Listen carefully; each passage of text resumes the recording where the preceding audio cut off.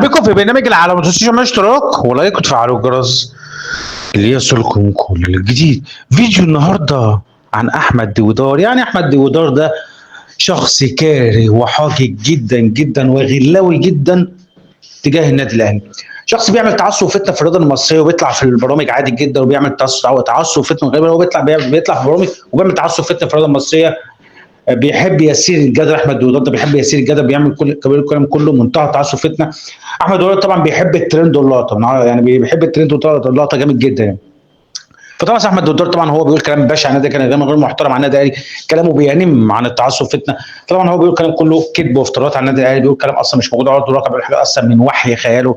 فواضح الاهلي عمل له مرض نفسه، عمل له تعب نفسه، عمل له وضع من السنين يعني. فطبعا احمد ديودار طبعا هو 100 وش مترام، ما عندوش شخصيه اصلا، ما عندوش مبدا في حياته، في نفسه. هو منافق ومدلس وكذاب وان هو بيقرا وبيغل وبيحقد.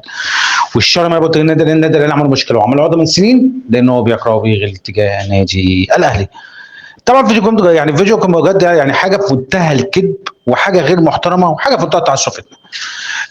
تعال شوف معايا كده. كان لما اجيب بن شرقي ده بيلعب حلو قوي. كان بيلعب حسين الشحات وكان بيلعب حلو قوي.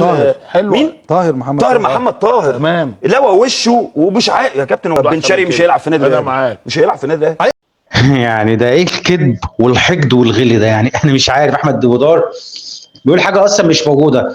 طلع يقول لك ان اشرف بن شرقي اللي هي الصفقه اللي وجعاه قوي وصفقه وجع ناس ثانيه. يقول لك اشرف بن شرقي لما جيت تلعب في مباراه مكان حسين الشحات ومش عارف طاهر محمد طاهر مش عارف ايه، يقول لك لو ابوزه فين؟ لو ابوزه فين؟ ده انت اللي بتتمنى الكلام ده، لكن ولا هو لو ابوزه ولا الكلام ده. انت بس الصفقه وجعاك يا احمد ديودار، الصفقه وجعاك جامد قوي. وطلع تيجي تقول مش هيروح الاهلي. طب هو في الاهلي مش يعني قصدك هو مش هيكمل في الاهلي؟ ده يبين اللي هو ان الصفقه وجعاك يا احمد ديودار، الصفقه وجعاك جامد قوي ومضايقاك قوي قوي قوي قوي.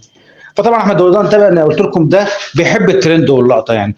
طبعا احمد ديودار طبعا هو كاره للنادي الاهلي وحاقد على النادي الاهلي. احمد ديودار اعرف حجمك قبل ما تتكلم عن النادي. استنوا في حلقه بكره من برنامج العالمي. السلام عليكم. كل يوم رايح للأهلي أنسى وارجع فرحان أهلي كسبان.